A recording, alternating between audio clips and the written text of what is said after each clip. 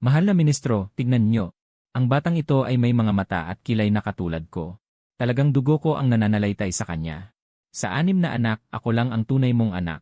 Paano naman hindi magiging kamukha mo? Tapos na. Naririnig ng asong emperador na ito ang aking iniisip. Anong nangyayari?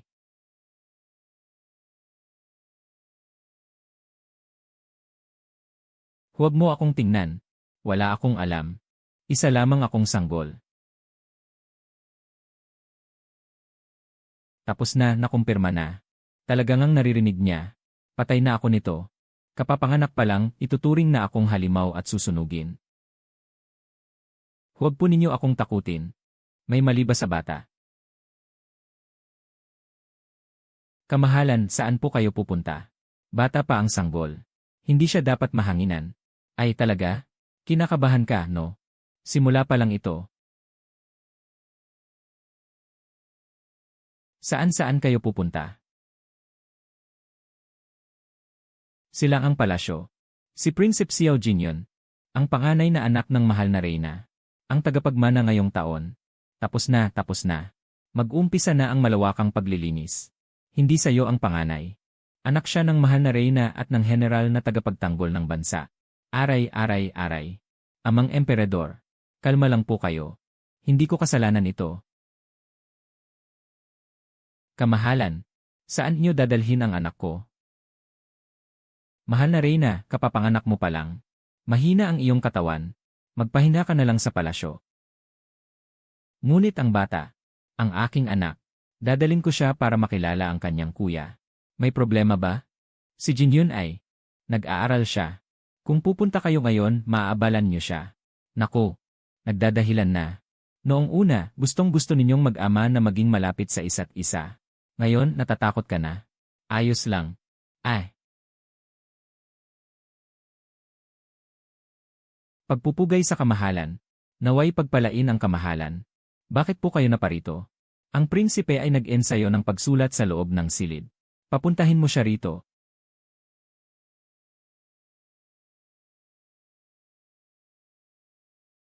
Nagpupugay po ako sa aking ama. Sayang ang mukhang ito. Ang kalahati ay kamukha ng reyna. Ang kalahati ay kamukha ng dakilang general na nagtatanggol sa bansa. Wala kahit kaunti na kamukha mo. Nagpupugay po ako sa mahal na hari. Naway mapayapa ang mahal na hari. Tumayo ka. Ama, siya po ba ang aking kapatid na bagong silang? Ang ganda niya. Ang kanyang mga mata ay kamukha ng mahal na hari. May isa na namang nagsasabing kamukha. Ang grupo ninyong ito, wala bang mga mata? O sadyang gusto lang magsinungaling ng dilat? Ganoon ba? Sa tingin ko rin. Ilang taon ka na, Jinyon? Sagot ko po, mahal na hari. Ako po ay 16 na taong gulang. 16 na taon na. Ang bilis ng panahon. Naaalala ko pa noong kapapanganak mo pa lang. Ganyan ka rin kaliit. Ang lahat ng nakamit ko ngayon ay dahil sa paghubog ng mahal na hari. Magaling. Mabuti ba ang iyong ina sayo? Itinuturing ako ng aking ina na tunay niyang anak. At puno ng pagmamahal. Kalokohan, magagawa ba ng isang tunay na ina na itrato ka ng masama? Paano naman ang dakilang general na nagtatanggol sa bansa? Ano ang tingin mo sa kanya bilang tao? Ang dakilang general na nagtatanggol sa bansa. Hindi ko po siya masyadong kilala. Ganoon ba? Nabalitaan ko. Noong bata ka pa, gustong-gusto mong pumunta sa mansyon ng general. Noon po ay bata pa ako at walang muwang. Naisip ko lang na ang paggamit ng pana at kabayo sa mansyon ng general ay nakakatuwa. Masyado kang maalam para sayo. Noong ika-negatibo 8 mong kaarawan, pinakiusapan ka ng matagal ng iyong kamahalan ang emperador para sa isang mamahaling kabayo mula sa kanluran. Tapos ibinigay mo agad sa anak ng general. At sinabi mo pa na ang general ang pinakamamahal mong tao. Ang mukha ng emperador ay naging berde noon. Pero pinigilan niya pa rin ang kanyang sarili. Kabayong di kalidad mula sa kanluran. Regalo ko sa iyo noong kaarawan mo. Kamahalan. Gustong-gusto ko po. Gustong-gusto ko kaya. Ibinigay ko agad sa iba. Sa edad na 8, alam mo na kung paano magpasaya sa iba. Ginagamit ang mga bagay na bigay ko para pasayahin ang mga tauhan ko. Patawad po, kamahalan. Noon po, ako'y bata at walang alam. Kamahalan. Bata at walang alam. Ngayon, 16 na ka na. Hindi ba't dapat mong gamitin ang posisyon mo bilang prinsipe na bigay ko sa'yo? Para pagplanuhan ang gusto ng tunay mong ama? Kamahalan. Ano po ang sinasabi nyo? Hindi ko po maintindihan. Hindi ako dapat umamin. Pag umamin ako, katapusan ko na. Hindi mo maintindihan? Tignan mo ang batang ito. Kamukha ko siya. Tignan mo ang sarili mo. Sabihin mo nga, saan ka nagmana sa akin? Kamahalan. Kamahalan. Huwag ka nang magpumiglas. Mayroon kang maliit na nunal sa likod ng iyong kaliwang tainga. Katulad ng sa general.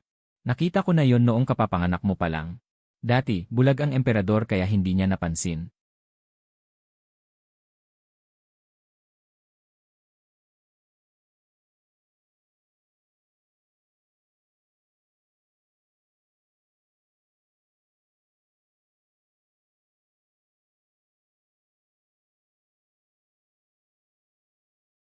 Labing-anim na taon. Inalagaan ko ang anak ng iba sa loob ng 16 na taon. At ginawa ko pa siyang prinsipe. Hahaha. Ipahayag ang aking utos. Si Prinsip Xiao Jinyon ay may kakulangan sa pag-uugali. Bawiin ang kanyang titulo at gawing karaniwang tao. Bigyan ng lason. Masusunod po. Kamahalan. Hindi niyo po pwedeng gawin ito.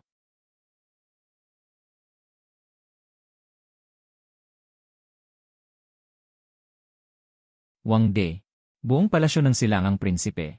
Lahat ng nakakaalam ay ipapatay. Opo. Jinyon. Anak ko. Ikaw. Ikaw ang pumatay sa anak ko. Mahal na Reyna. Pakalma po kayo. Nasaan ang emperador, nasaan si Xiaoyan? Papuntahin niyo siya sa akin.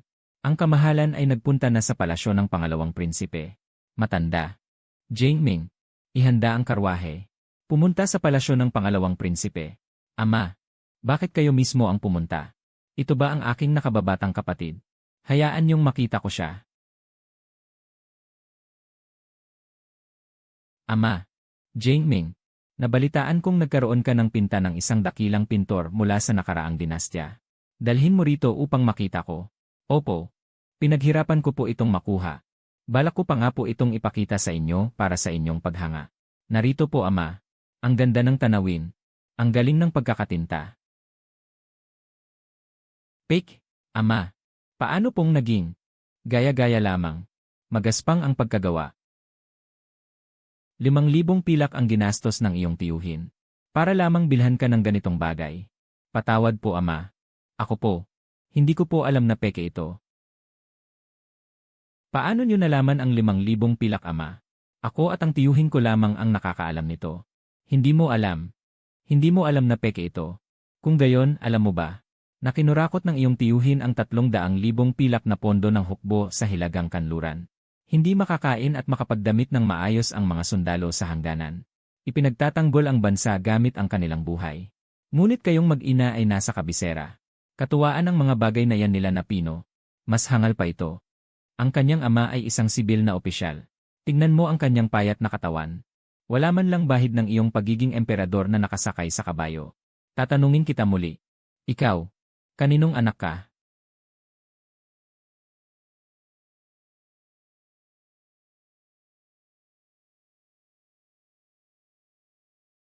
Mahal na ama, ako po ang inyong tunay na anak. Tunay, dumadaloy sa iyong katawan ang dugo ng sakim na opisyal na yon. Karapat-dapat ka bang maging anak ko? Mga kawal. Narito po, ang buong pamilya ng ministro ng opisyal ay kumpiskahin para sa akin. Ipakulong silang lahat. Patayin pagkatapos ng taglagas. Ikalawang prinsipe Xiao Jingming. Nakipagsabuatan sa taksil na opisyal. Nagbabalak ng pagtataksil. Bigyan ng puting sutla. Kamahalan, maawa po kayo. Walang sala si Jingming. Bata pa siya. Kasalanan ito ng pamilya ng inyong lingkod. Parusahan niyo na lang po ako. Pabayaanan niyo na ang bata. Pabayaanan niyo siya. Reyna, ang gaganda ng mga anak na iniluwal mo. Talagang isa-isa silang nagbibigay sa akin ng sorpresa. Ako susunod. Bago ka pa man magmakaawa, Mas mabuting isipin mo muna kung saan ako pupunta susunod.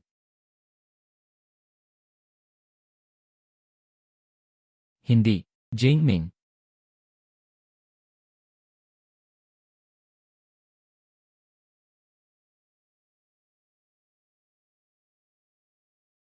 Ang susunod ay ang ikatlong prinsesa.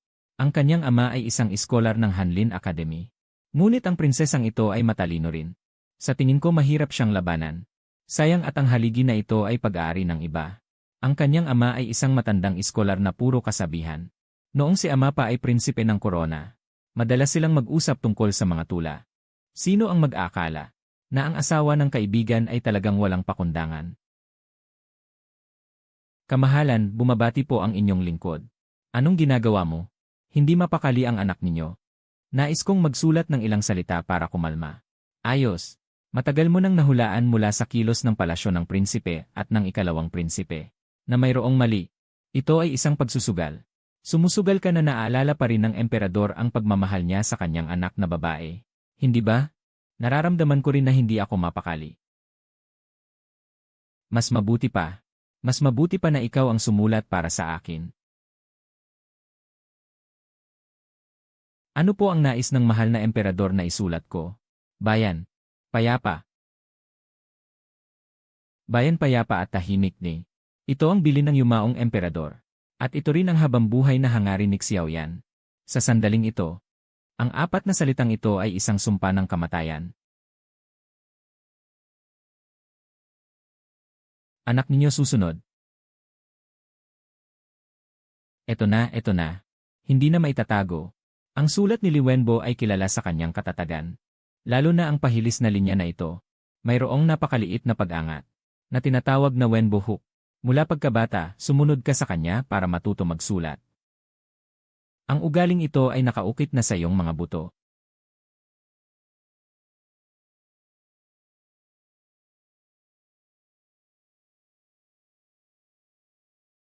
Ama. Talunan. Ganap na talunan. Magandang pagkasulat. Hindi nakakagulat na ikaw ay tinuruan ng iskolar na si Li. Kahit na ang Wenbo hook na ito ay iyong ginaya ng perpekto. Ama. Paano nalaman ni ama ang tungkol sa Wenbo hook? Iyon ay isang pribadong lihim ng estilo ng pagsulat ng tunay kong ama. Galit ako sa'yo. Bakit ka pa isinilang? Ikaw na halimaw.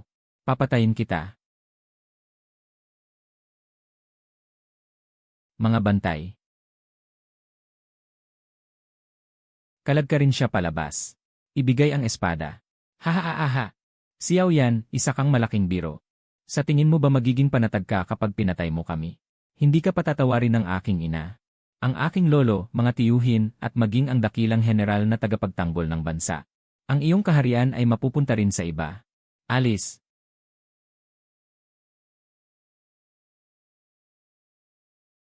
Huwag magalit. Hindi karapat-dapat magalit para sa babaeng katulad niya. Kapag may nawala, may darating na bago. Magkaanak pa ako ng maraming tunay kong anak sa hinaharap.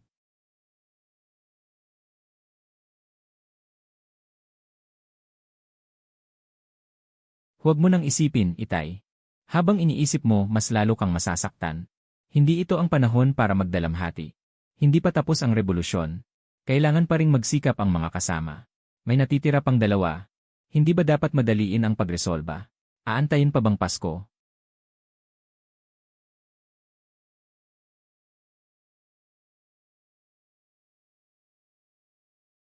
Wang De. Ihanda ang karwahe. Puntahan natin ang bulwagan ng Wuying. Takpan.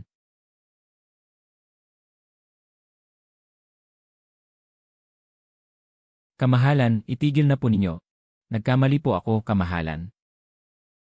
Karapat-dapat po akong mamatay. Patayin na po ninyo ako. Patawarin niyo ang natitirang mga bata. Wala silang kasalanan. Walang kasalanan. Ako, kamusta naman ako? Wala ba akong kasalanan? Kasalanan ko po ang lahat. Nakikiusap po ako, alang-alang sa ating maraming taon bilang mag-asawa. Pagmamahalan bilang mag-asawa. Simula nang ipinanganak mo ang unang bastardo. Wala nang pagmamahalan sa pagitan natin. Tama, huwag mo nang sayangin ang oras mo sa kanya. Napakasama ng babaeng ito. Nagpapanggap lang siyang nagdadalamhati. Gusto niyang magtagal para magkaroon ng oras. Siguradong may pinadala na siyang tao sa labas ng palasyo para ipaalam sa kanyang pamilya at sa general ng bansa.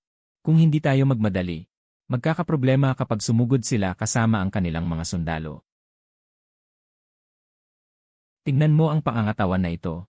Ang kanyang ama ay ang commander ng mga gwardya na si Zhang Li. Isang malakas na lalaki. Ang ama ko ay may marangal na gen ng emperador, hindi ito tugma. Ama, bakit po kayo narito? Ama, tignan niyo ang bagong kasanayan ko sa boxing. Magaling po ba?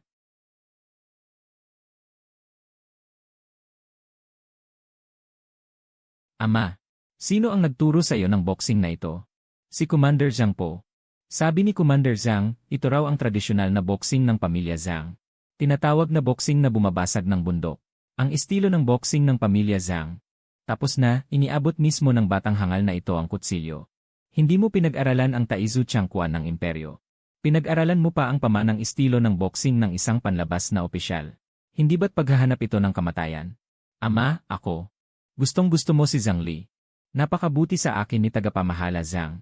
Madalas niya akong isinasama sa labas ng palasyo para sumakay sa kabayo. Tinuruan pa niya akong magboxing. Mas marami pa siyang oras na kasama ako kaysa sayo, Ama. CJ. Yamang gustong-gusto mo siya. Padadalhan kita para makita siya. Makita si tagapamahala Zhang. Hindi ba't nasa labas siya ng palasyo at nagbabantay? Tagapamahala ng Imperial Guard na si Zhang Li. Nagpabaya sa tungkulin. Nagbabalak ng masama. Patayin agad.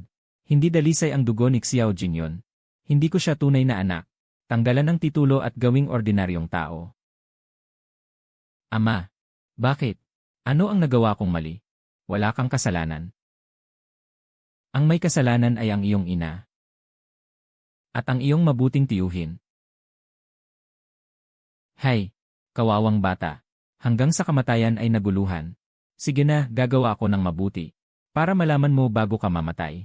Ang iyong ina ay ang emperatrice. Ang iyong mabuting tiyuhin. Ang tagapamahala ng Imperial Guard na si Zhang Li ay ang iyong tunay na ama. Inalagaan kita ng 12 taon. Tapos ang resulta ay tinutulungan ko lang palakihin ang anak ng aking tauhan. Sa tingin mo, hindi ba siya magagalit? Si Zhang Li, ang iyong tunay na ama.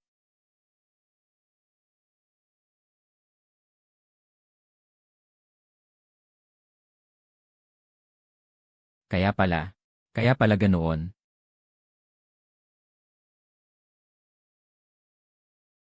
Anak niya ako. Kaya pala. Kaya pala kahit anong gawin ko, hindi ko matutunan. Ang estilo ng espada ng imperyo.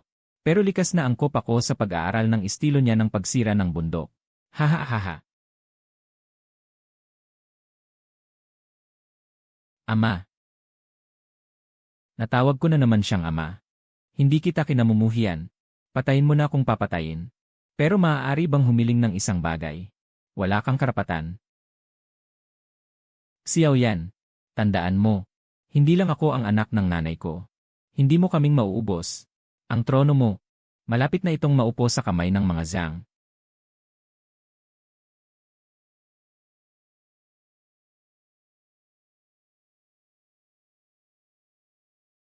Nalinis na ang labasan ng palasyo.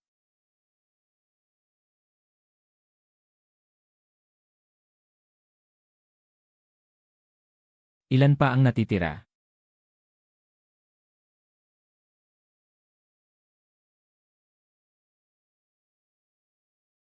Isa na lang ang natitira. Ika-5 prinsesa na si Xiao Yongxiu. 10 taong gulang ngayong taon. Mas malala pa ang tatay niya. Hindi isang prinsipe o ministro, ni isang magiting na general, kundi isang pintor ng korte mula sa kanluran.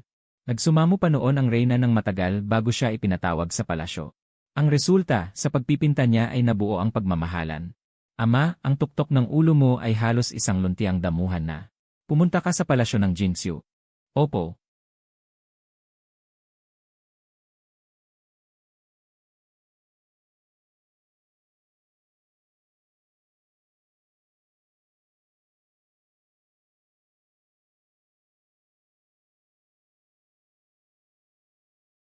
Halata ang katangian ng isang mestizo. Noon, ang pintor na yon mula sa kanluran ay may ganitong peres ng mga mata. Ama, bulag ka ba noon o malaki lang ang puso mo? At hindi ka man lang naghinala? Yongxiu.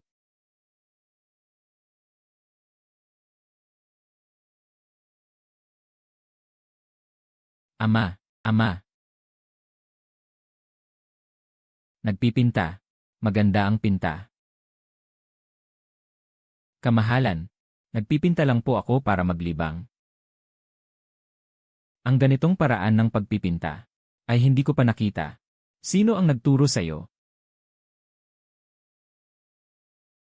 Huwag kang magmatigas, mahal na bata. Ang iyong amang pintor na si Alan. Hahaha. 3 taon na ang nakalipas dahil gusto kanyang itakas pabalik sa kanluran. Ay ipinapatay siya ng iyong ina. Nakalibing ang kanyang bangkay sa libingan ng mga hampas lupa sa labas ng palasyo. Tatanungin kitang muli. Sino ang nagturo sa iyo ng ganitong pagpipinta? Si Teacher Arlan ang nagturo sa akin. Hindi siya ang guro mo. Siya ang iyong ama.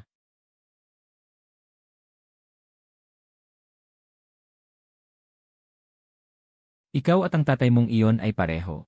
Pareho kayong may mga matang hindi kabilang dito. Ikaw at ang inang iyon ay pareho. Pareho kayong mahusay sa panlilinlang. Amang emperador. Gusto ko sanang siyang makita. CJ. Ako. Pagbibigyan kita. Gawin nating marangal para sa kanya. Nauunawaan ko po.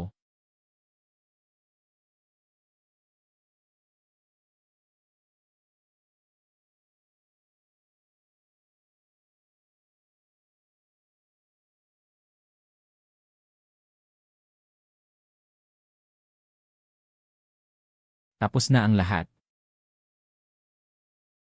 Ang mga kamay na ito, ngayon ay lumagda ng 5 utos ng kamatayan. 5 dating itinuring na sariling anak. Ngayon ay naging mga butong tuyo na lamang. Alam kong hindi ito ang katapusan. Ito ay simula. Ang tunay na paghihiganti ay nagsisimula pa lamang. Ang susunod ay ang pasimuno ng lahat ng ito. Ang ating mabuting inang reyna. Huwag ka nang tumingin. Habang tumitingin ka, mas lalong sumasama ang loob mo. Sa huli, isa ka ring kaawa-awang tao.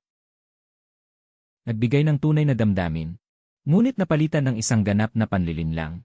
Bagamat isa siyang emperador na aso. Ngunit bilang ama, ginawa niya ang kanyang makakaya.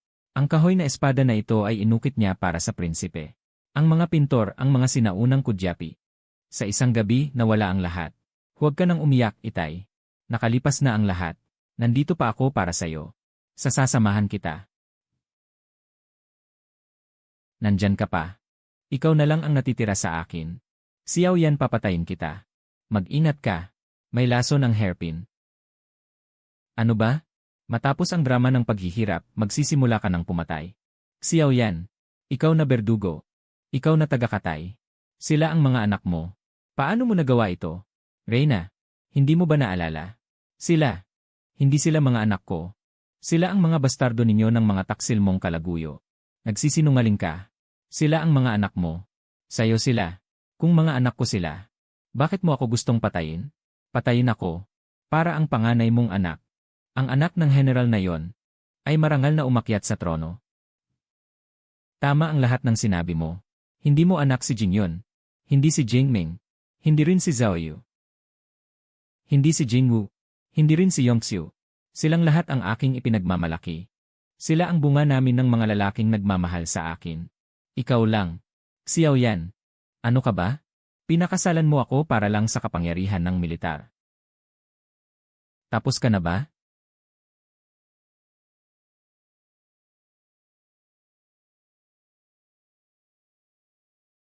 Hindi kita mahal. Naaalala mo pa ba ito? Ito ang bigay mo sa akin bago tayo ikasal. Sabi mo gusto mo ang bulaklak ng peach. Ipinuno ko ng puno ng peach ang paligid para sa'yo. Sabi mo gusto mo ang mga pinta mula sa kanluran. Humanap ako ng mga pintor. Sabi mo gusto mong makinig ng piano. Hinanap ko ang Jay Awaken.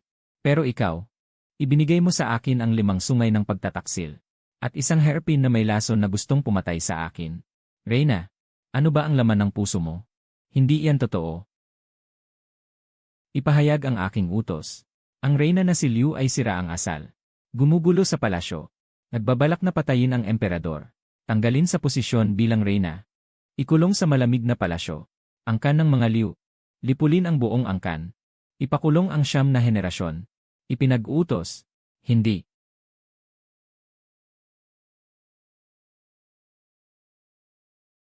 Ikaw na maliit na halimaw. Ikaw ang sumira sa aking buong pamilya. Hindi kita patatawarin kahit na ako'y maging multo. Xiao Yan. Ikaw na walang pusong tao.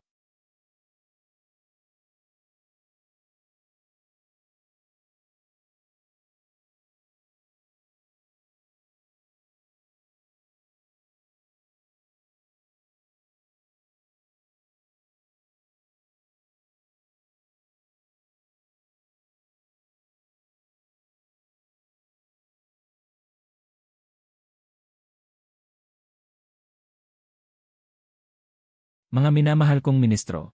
Kahapon may kaguluhan sa palasyo. Siguro ay nabalitaan ninyo. Ako ngayon ay magbibigay sa inyo ng paliwanag. Ipahayag. Sa pamamagitan ng utos ng emperador na sinang-ayunan ng langit, si Reyna Liu ay may masamang pag-ugali. Kasabwat ang dakilang general na tagapagtanggol ng bansa at kalihim ng departamento ng personal. Ang dalubhasa sa Hanlin Academy at commander ng hukbong imperial. Kasama ang mga pintor ng korte. Upang manganak ng huwad na tagapagmana ng dragon. Guluhin ang pamahalaan. Karapat-dapat siyang parusahan. Ang punong prinsipe Xiao Jingyun at ang iba pang 4 ay mga supling ng traidor. Nagkasala at nagpakamatay kahapon. Si Reyna Liu ay bababaan ng ranggo bilang ordinaryong mamamayan at ikukulong habang buhay sa malamig na palasyo. Ang dakilang general na tagapagtanggol ng bansa at kalihim ng departamento ng personal at na mga kalaguyo ay dapat parusahan. Lipulin ang kanilang 3 henerasyon. Ang angkan ng mga Liu ay nagtangkang maghimagsik. Lipulin ang buong angkan. Ipakulong ang 9 na henerasyon. Naku, nagsisimula na ang malawakang paglilinis. Tignan niyo ang mga tao sa paksyon ng kalihim ng departamento ng personal. Namumutla ang kanilang mga mukha. At pati na rin ang mga tauhan ng dakilang general na tagapagtanggol ng bansa. Nanginginig ang kanilang mga tuhod. Maraming ulo ang puputulin sa pagkakataong ito.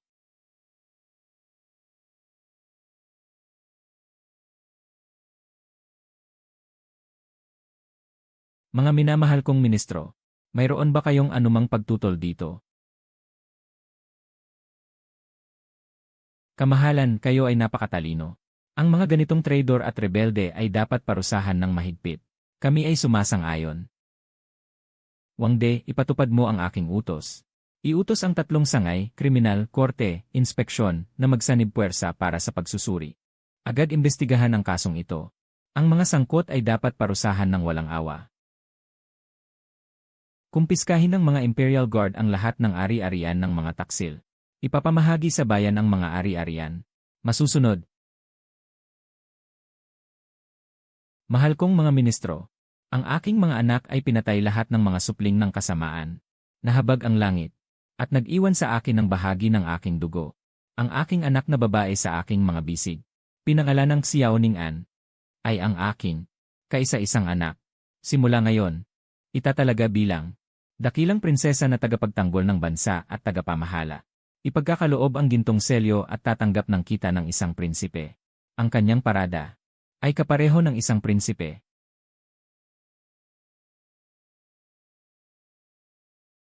Ito ay labag sa kasaysayan na ang mga babae ay makialam sa politika. Matandang panatiko. Ministro ng Digmaan. Ikaw ang nagtaas sa dating general na nagtatanggol ng bansa. Natatakot kang malinis, hindi ba? Punong Inspektor. Ang iyong anak ay pinakasalan ang isang anak na babae ng sangay ng pamilya Liu. Natatakot kang madamay, hindi ba? Ministro ng Ritual, ikaw na makalumang tao. Alam mo lang ang kumapit sa mga tuntunin ng mga ninuno. Alam ko kung ano ang iniisip nyo. Ngunit desidido na ako. Sino ang sang-ayon? Sino ang tututol? Mahal na prinsesa. Mabuhay, mabuhay, mabuhay magpakailanman. Mahal na prinsesa, mabuhay, mabuhay, mabuhay magpakailanman. Isang ama na napakalupit at mapagpasya. Mukhang nailigtas ko ang aking maliit na buhay.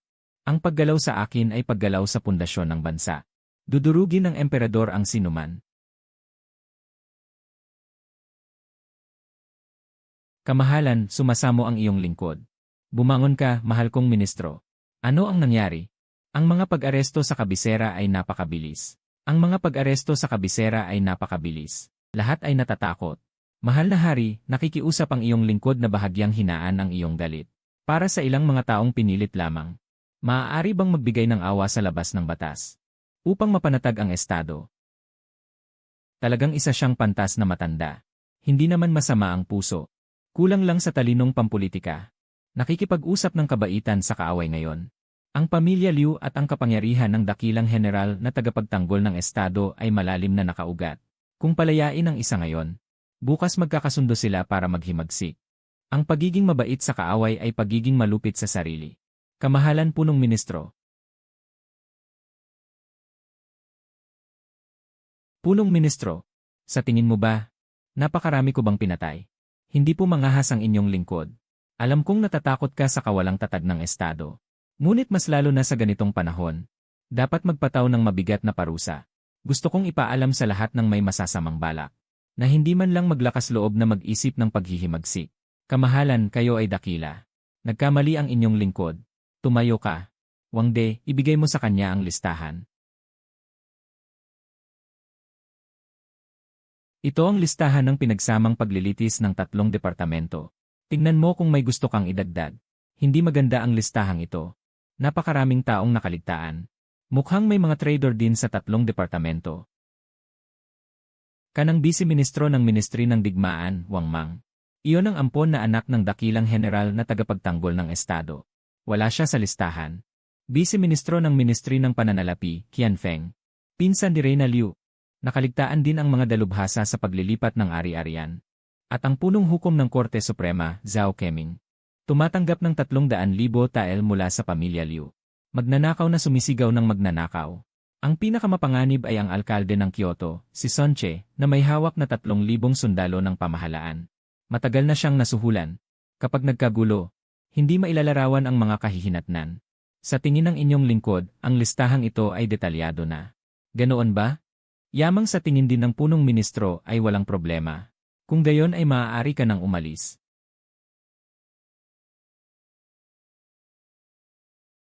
Ning An, kung hindi dahil sa iyo, marahil ay malilinlang ako ng mga traidor na ito hanggang sa kamatayan. Bale wala. Sino ba naman ako para sumuway sa iyo, ikaw ang tatay ko.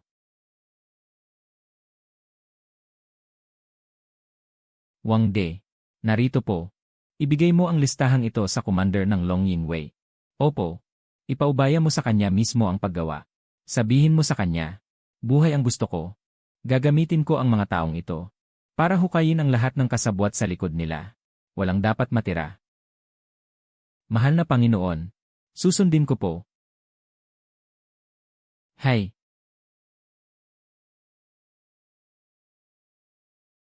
Lakad. Ning An, isasama ka ni tatay para makita ang bago mong tahanan.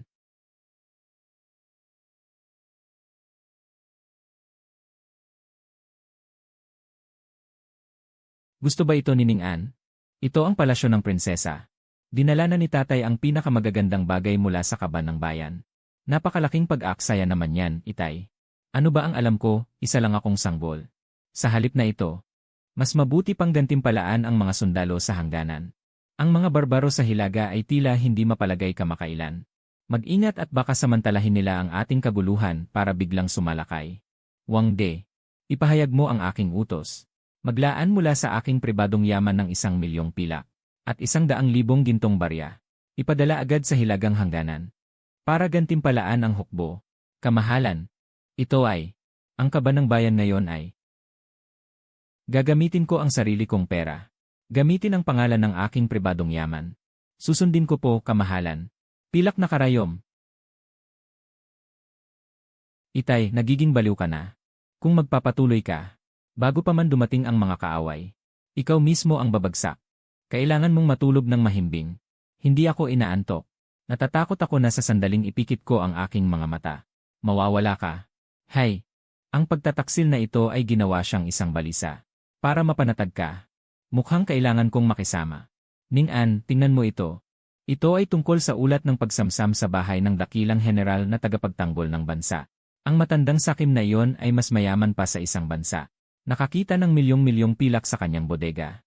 Mayroon din siyang pribadong hukbo na kayang magbigay ng kagamitan sa 3,000 tao. Yan lang. Impossible.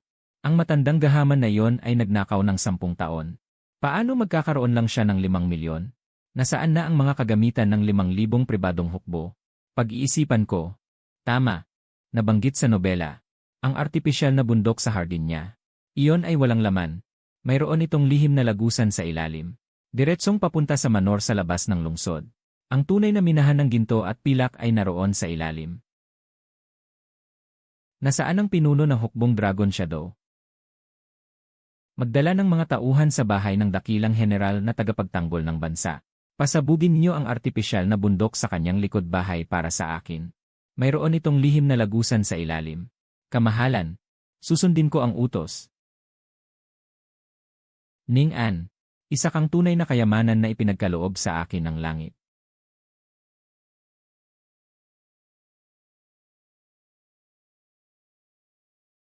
Lanan. Matutulog muna ako sa silid sa gilid. Kamahalan. Ang mga ito ang pinakatiyak na yaya at matrona sa palasyo. Pakitignan ninyo, upang pumili ng mga taong maglilingkod malapit sa prinsesa. Ito si Yaya Liu. Mayaman sa karanasan. Hindi pwede. Marumi ang kamay nito. Noong nakaraang buwan, nagnakaw siya ng tela sa bodega ng damit at ibinenta ito. Mananakaw niya ang lahat ng aking laruan. Susunod, ito si Matrona Zhao. Mahusay sa trabaho. Lalong hindi pwede. Siya ay tauhan ni Liu sa likod. Baka isang araw magbago ang isip niya. Lalagyan niya ng lason ang datas ko. Wala akong mapupuntahan para umiyak. Kalag ka rin palabas. Siya sa atin ang kanyang pagkatao.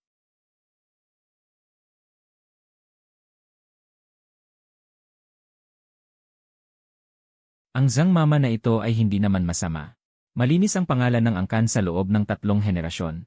Nagsisilbi ang anak sa hukbong sandatahan. Tapat at maaasahan. Medyo bobo nga lang. Pero maaasahan at mabait. Siya na ang kunin. Ano ang pangalan mo? Akin pong. Ako po si Zangkilan. Ikaw na ang bahala sa prinsesa simula ngayon. Itaas mo ang iyong ulo. Tandaan mo, ang buhay ng anak mo ay nakasalalay sa prinsesa. Kung may mangyari sa kanya, hindi na kayo mabubuhay pa ng buong mong pamilya. Susundin ko po. Handa akong mamatay.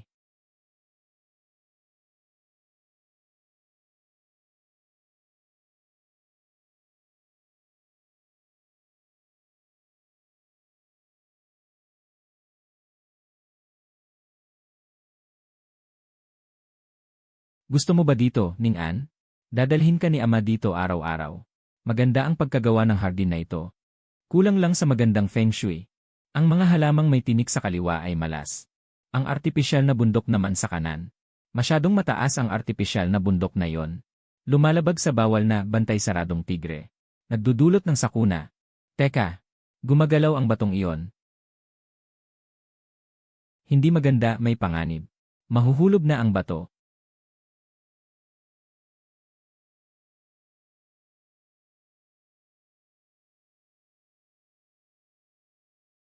Protektahan ang emperador.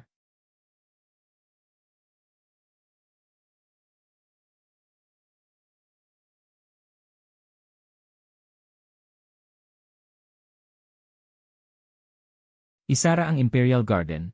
Hanapin niyo. Kahit hukayin niyo ang lupa, hanapin ang salarin. Malakas ang taong ito. Nakayanan niyang suhulan ang mga manggagawa. At nakalusot sa mga sundalo. Ito ay isang planadong pagpatay. Kamahalan.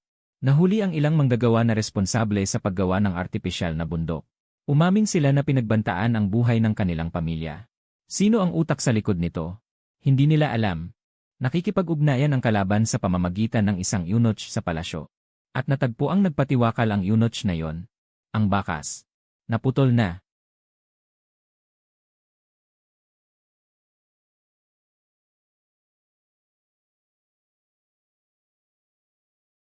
Ano ang silbi ng paghuli sa mga maliit na isda? Ang makapagplano ng ganito kalaking sabuatan sa palasyo. Tiyak na isa itong mataas na tao sa palasyo. Mag-isip ako. Bagsak na si Reyna Liu. Patay na rin si General Zheng Wu. Halos nalinis na rin ang kanilang mga tagasunod. Sino pa kaya ang may motibo at kakayahan para alisin kami ng aking anak?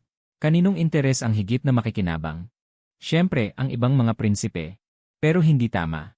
Hindi ba tinapos mo na ang ibang mga prinsipe, Ama? Teka, parang may nakalimutan ako. Si Prinsipe Ika-6. Ama, may isa ka pang anak. Si Prinsipe Ika-6, Xiao Jing'an. 8 taong gulang ngayong taon. Ang kanyang ina ay si Consort Xian. Dahil sakitin simula pagkabata. Kaya walang masyadong halaga. Kaya nakalimutan mo siya. Si Consort Xian nga siguro. Ang kanyang ama ay isang ministro sa Ministry of Works. Siya ang responsable sa pagpapanatili ng mga hardin ng palasyo. Siya rin ay malayong pinsan ni Reyna Liu. Kaya malapit siya sa pamilya Liu. Nang bumagsak si Reyna Liu, natatakot siyang malinis. Kaya minabuti na niyang kumilos. Para maunahan kami. Patayin kami. Ang kanyang anak na si Xiao Jing'an na lang ang nag-iisang anak mo. Sa gayon, hindi ba't mapupunta sa kanilang mag-ina ang trono? Kay gandang taktika, Mantis stalks si Kada, Oriole lurks behind the. Wang De, ihanda ang karwahe sa palasyo ng Changchun. Pupuntahan ko si Consort Xian. Pagbati po, kamahalan. Ama.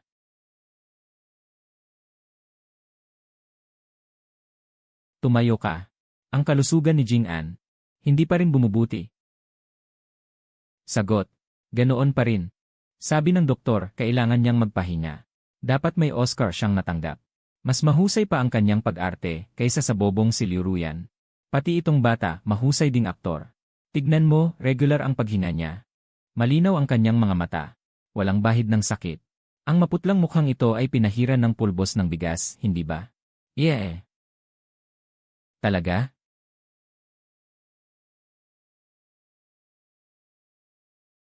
Kinakabahan ka, di ba? Nalaman ng iyong kamahalan na wala namang sakit ang iyong anak. Nabalitaan ko na may nangyari kahapon. Hindi ka ba natakot? Nabalitaan ko po.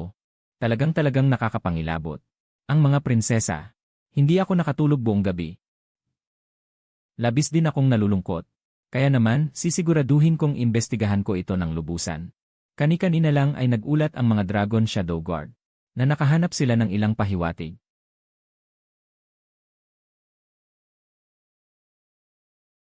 Kung ganoon, napakagandang balita. Dapat maparusahan ang mga salarin. Para sa kapayapaan ng mga prinsesa at prinsipe. Tignan mo. Ang kanyang kamay sa manggas ay nakakuyom na. Siya ay kinakabahan. Ang gusto niyang malaman ngayon ay, kung ano ang iyong natuklasan. Nakakatuwa rin, na nakahanap ang mga Dragon Shadow Guard ng ilang natirang pulbos sa lugar ng pinangyarihan. Matapos suriin ng Imperial Hospital. Ito ay isang uri ng kakaibang gamot mula sa Western regions na tinatawag na soft tendon powder. Walang kulay at walang amoy. Ngunit kaya nitong unti-unting tunawin ang hibla ng halaman. Ginamit ng salarin ang gamot na ito para putulin ang mga lubid na nakatali sa mga bato. Mayroong palang ganitong kasamang bagay. Ang mas nakakatuwa pa ay ipinapakita ng talaan ng Imperial Hospital na sa buong palasyo. Isang tao lamang ang humiling ng gamot na ito kamakailan. Consort Xian, hindi ba't sinabi mo kamakailan na naninigas ang binti ni Jing'an? Kailangan niya ng soft tendon powder para mapabuti ang daloy ng dugo. Pinaghihinalaan mo ba ako? Inosente ako. Totoo ngang ako ang humiling ng gamot na yon. Ngunit para talaga yon kay Jing'an. Paano ko sasaktan ang mga prinsesa at prinsipe? Wala akong inaasam maliban sa kapayapaan. Ang gusto ko lang ay lumaki si Jing'an ng payapa. Paanong magagawa ko ang bagay na ito? You've off. Ama, maliwanag ang aking pananaw. Inosente ang aking ina. Dumating na ang maselang laman. Hanggang ngayon, hindi ka pa rin umaamin. Ang galing ng iyong pagkontrol sa sarili. Sayang, akala mo ba ito lang ang ebidensya? Napaka-inosente mo. Ang iyong ama, ang Vice Ministro ng Ministry of Works. Siya ang namamahala sa pagkukumpuni ng hardin ngayong buwan. Ang mga manggagawang binayaran. Lahat sila ay nasa ilalim ng pamumuno ng iyong ama. Bagaman matigas ang kanilang mga bibig, ngunit ang kanilang mga pamilya ay iniimbitahan ng Longing Guard para uminom ng tsaa. Hulaan mo. Gaano sila katagal makakatagal? Reyna. Sa palagay ko rin, wala kang ganitong kalaking lakas ng loob. Kaya ako, kinuha ko ang iyong ama, si Ministro Chen ng Ministry of Works. At inimbitahan siya sa palasyo. Sa palagay ko, bibigyan niya ako ng makatwirang paliwanag. Ipaliwanag kung bakit ang mga manggagawa sa ilalim niya ay eksaktong naroroon sa artipisyal na bundok na yon, at kung bakit ang mga pamilya ng mga manggagawang ito kahapon sama-samang nakatanggap ng malaking halaga ng pera mula sa iyong pamilya bilang panahimik. Bakit? Bakit alam mo ang lahat ng ito ng malinaw? Sa ngayon, gusto mo pa bang magdahilan? Hahaha. Magdahilan? Bakit ako magdadahilan? Tama, ako ang pumatay sa kanya. Ako rin ang nagpabagsak sa batong iyon. Gusto kitang patayin. Patayin ka, suplig ng kasalanan. Bakit? Ang tangang si Liu Ruyan ay nagkaanak ng 5 bastardo at nanilbihan bilang reyna sa loob ng maraming taon. Habang ipinanganak ko sa iyo ang tunay na prinsipe. Ngunit kailangan kong manatiling mababa at tingnan ang kanyang mukha. Bakit? Sa isang gabi, pinatay mo ang lahat ng kanyang mga anak. Ngunit naiwan mo ang bagong silang na batang babae na ito. At ginawa pa siyang prinsesa na tagapamahala. Ang anak ko, ang Jing'an ko, siya lamang ang iyong nag-iisang anak. Siya ang magiging emperador sa hinaharap. May pinapaboran ka. Hindi ka patas. Ama, nagkakamali ka. Hindi ka gustong patayin ng mahal na reyna. Gusto lang niyang patayin ang bastardo. Kapag patay na siya, makikita mo ang aking galing. Ako ang pinakamagaling mong anak. Diyos ko, ang batang ito ay isang likas na antisocial. Nakakatakot talaga. Ama, hindi dapat palagpasin ang ganitong klaseng tao. Talagang mabuti kang anak. Ipahayag ang aking utos. Ang asawa ni Emperador, si Chen, ay masama ang puso. Nagplano laban sa mga supling ng Emperador. Hindi na mapapatawad ang kasalanan. Ang kanyang anak na si Xiao Jing'an ay malamig ang puso. Nakipagsabuatan sa kasamaan. Kasuklam-suklam. Pagbibigyan ko kayong mag-ina. Hindi ba't sinabi mong siya ang magiging emperador sa hinaharap? Sige, simula ngayon. Ang palasyo ng Changchun na ito ay papalitan ng pangalang palasyo ng Yong'an. Ikaw ang magiging Dowager Empress ng palasyo ng Yong'an na ito. Siya ang magiging emperador dito. Araw-araw magpapadala ako ng rasyon ng pagkain para sa isang tao. Tungkol sa rasyon na ito, kung kakainin ng Dowager Empress o kakainin ng batang emperador, depende sa lalim ng pagmamahal ninyong mag-ina kung hanggang saan ito aabot. Xiao Yan,